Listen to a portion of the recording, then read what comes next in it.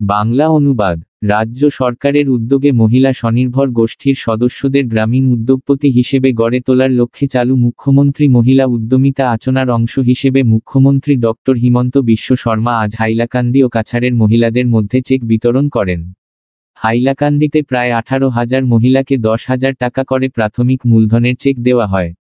এই উপলক্ষে আয়োজিত জনসভায় মুখ্যমন্ত্রী বলেন যে, এখন পর্যন্ত এই উদ্যমিতা আচনার আওতায় রাজ্যের 12 লক্ষ মহিলাকে 10,000 টাকা করে দেওয়া হয়েছে এবং রাজ্যের 50টি বিধানসভা কেন্দ্রে এই প্রকল্প বাস্তবায়িত হয়েছে। মহিলারা এই অর্থ যথাযথভাবে ব্যবহার করছেন বলেও তিনি উল্লেখ করেন। তিনি বলেন, রাজ্য সরকারের লক্ষ্য অসমের 40 লক্ষ মহিলাকে লাখপতি বাইদেউ হিসেবে গড়ে তোলা। বক্তৃতা প্রসঙ্গে মুখ্যমন্ত্রী কেন্দ্রীয় ও রাজ্য সরকারের বিভিন্ন জনকল্যাণমূলক প্রকল্পের কথাও তুলে ধরেন এবং বর্তমান রাজ্য সরকার মধ্যবিত্তদের জন্য কাজ করে যাচ্ছে বলেও জানান। পরবর্তীতে কাছাড় জেলার ধলাই বিধানসভা কেন্দ্রের বড়জলেঙ্গা পাইওনিয়ার সংঘ মাঠে উদ্যমিতা আচনার আওতায় 20,000-এরও বেশি মহিলাকে চেক প্রদান করা হয়।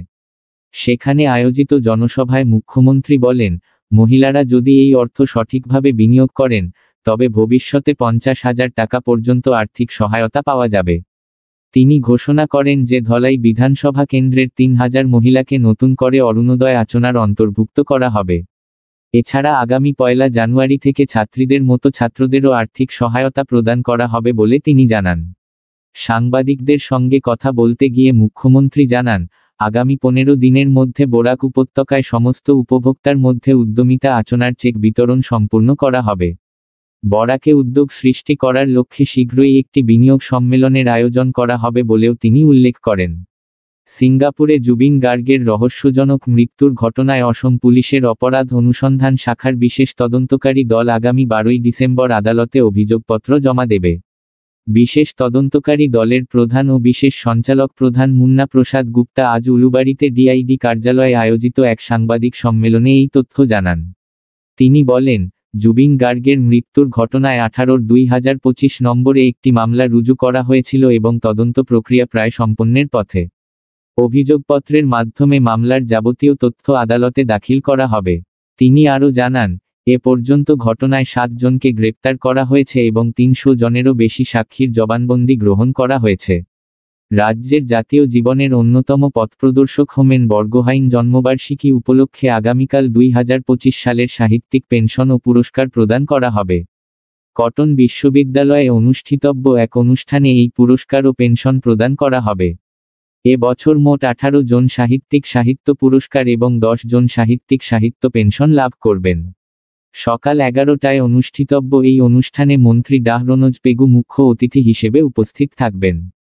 2025 সালের সাহিত্য পুরস্কার প্রাপকদের মধ্যে রয়েছেন ফণীন্দ্র কুমার দেবচৌধুরী, ডক্টর সূর্যকান্ত হাজরিকা, কিশোরী মোহন দাস, অর্পণা কোরো, আশুতোষ দাস, গুরমাইল সিং, সুবর্ণা শইকিয়া সহ আরও কয়েকজন সাহিত্যিক। পুরস্কারের সঙ্গে প্রত্যেককে 50,000 টাকা করে প্রদান করা হবে। অন্যদিকে সাহিত্য পেনশন প্রাপকরা প্রতি মাসে 8,000 টাকা করে পাবেন। বিশ্বনাথ জেলার বিহালিতে আজ সদৌ অসম অনুসূচি জাতি ছাত্র সংস্থার উদ্যোগে ডক্টর বি.আর. আম্বেদকরের মহাপরিনির্বাণ দিবস পালন করা হয়। জালুকবাড়ি প্রাথমিক বিদ্যালয় প্রাঙ্গণে আধুনিক ভারতের যুগদ্রষ্টা আম্বেদকরের 17তম মহাপরিনির্বাণ দিবস বিশ্বনাথ জেলা সমিতির সহযোগিতায় উদযাপিত হয়। সকালে পতাকা উত্তোলন, বি.আর. আম্বেদকর ও শিল্পী জুবিন গার্গের প্রতি শ্রদ্ধা নিবেদনের পর বিভিন্ন জাতি ও জনগোষ্ঠীর সাংস্কৃতিক শোভাযাত্রা বের করা হয়। এরপরে অনুষ্ঠিত মুক্ত সভায় বাবুল কুমার মেধিকে ডক্টর বি.আর. আম্বেদকর পুরস্কার প্রদান করা হয়। বিটিসি প্রধান হাগ্রামা মহিলারি আজ তামুলপুর জেলায় একাধিক উন্নয়নমূলক প্রকল্পের উদ্বোধন করেন। তিনি গোরেশ্বর চক থেকে গোরেশ্বর কলেজ পর্যন্ত 2025-26 অসম মালা প্রকল্পের আওতায় নির্মিতব্য সড়কসহ আন্ধেরিঘাট থেকে ডিমাকুচি, বগামাটি হয়ে বঙ্গালীপাড়া পর্যন্ত এবং ডারকুচি থেকে সন্তলা পর্যন্ত মোট 6টি সড়ক প্রকল্পের ভিত্তিপ্রস্তর স্থাপন করেন। পর্যায়ক্রমে বিটিসির উন্নয়নমূলক কাজ অব্যাহত থাকবে বলে তিনি মন্তব্য করেন। কেন্দ্রীয় সরকারের অর্থ বিভাগ এবং রিজার্ভ ব্যাংক অব ইন্ডিয়ার সহযোগিতায় দেশজুড়ে বিভিন্ন স্থানে সচেতনতা সভা অনুষ্ঠিত হয়েছে। হোজাই জেলায়ও বিভিন্ন ব্যাংকের শাখা ব্যবস্থাপকদের সহযোগিতায় ও নাজির আজমল মেমোরিয়াল কলেজ অব এডুকেশনের সহায়তায় আজ এক সচেতনতা সভা অনুষ্ঠিত হয়।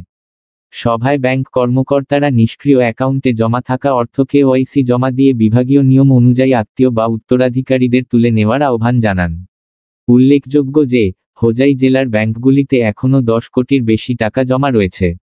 এই অর্থ যথাযথ গ্রাহকদের ফেরত দেওয়ার লক্ষ্যে এই সভার আয়োজন করা হয়। সভায় মৃত ব্যক্তির নামে থাকা অ্যাকাউন্ট সহ বিভিন্ন পুরনো ব্যাংক অ্যাকাউন্টের জমা সম্পত্তি সম্পর্কেও আলোচনা করা হয় এবং গ্রাহকরা কিভাবে এই অর্থ সংগ্রহ করতে পারবেন সে বিষয়ে পরামর্শ দেওয়া হয়। রাজ্যের বিভিন্ন স্থানে আজ 63তম সর্বভারতীয় অসামরিক প্রতিরক্ষা ও গৃহরক্ষী বাহিনী দিবস উদযাপন করা হচ্ছে। গৌহাটির পানিখাইটির কেন্দ্রীয় প্রশিক্ষণ প্রতিষ্ঠানে এই দিনের কেন্দ্রীয় কর্মসূচি অনুষ্ঠিত হয়েছে। অনুষ্ঠানে অসামরিক প্রতিরক্ষা ও গৃহরক্ষী বাহিনীর জওয়ানরা প্যারেড, অস্ত্র পরিচালনার মহড়া এবং জরুরি পরিস্থিতিতে করণীয় ও উদ্ধারের মক ড্রিল প্রদর্শন করেন। অনুষ্ঠানে মন্ত্রী রূপেশ গোয়ালা, অসামরিক প্রতিরক্ষা ও গৃহরক্ষী বাহিনীর সঞ্চালক প্রধান সহ একাধিক বিশিষ্ট ব্যক্তি উপস্থিত ছিলেন।